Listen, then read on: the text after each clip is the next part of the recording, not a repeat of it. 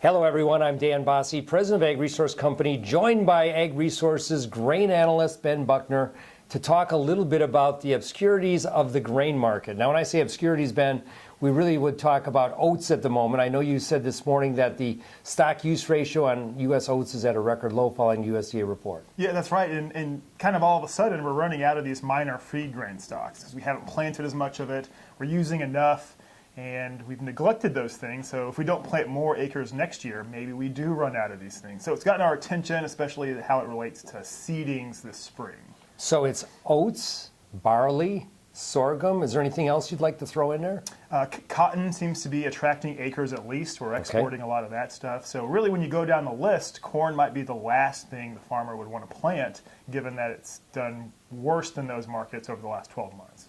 And yet the market today, with the USDA increasing demand by 225 million bushels, 175 in exports, 50 in ethanol, the market's trying to tell the farmer that he should plant more corn. Yeah, all of a sudden, for the first time in years, we have this mild battle for acres. And really it's perception too. Not long ago we thought we'd have 2.5 billion bushels of corn stalks and more forever. But we've lost that 500 million bushels now, and we lose more if we don't plant more corn. So the perception of the market has really changed a lot.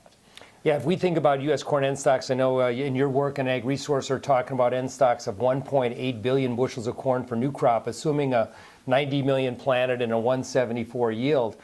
That's a big change. I mean, maybe back at the end of winter, or I shouldn't say end of winter, end of 2017, you were at 2.4 or 2.5 billion bushels. So as you think going forward, it doesn't take much of a yield loss to get a corn end stocks number of 1.4, 1.3, and maybe the potential of 450 or higher corn. That's right. It's kind of where we were in 2013, which, give us a summer weather threat, and that's 440, 420 spot corn pretty easily, I think, now.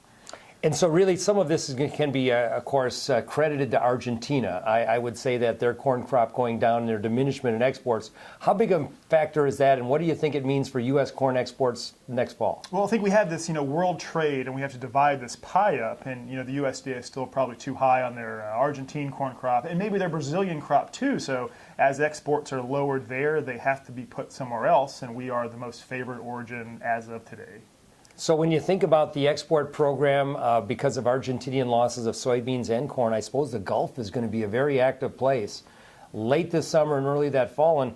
And really, maybe you can tell me differently, what gets the corn market turned around and heading lower now as we think about the future? I think to really head lower, it's got to be U.S. or Northern Hemisphere yields. And, we very well could have another record, very big yields in Ukraine, but we won't know that until really maybe the 1st of July. We'll have some kind of idea. But between now and then, there's just not a lot to drive corn prices lower.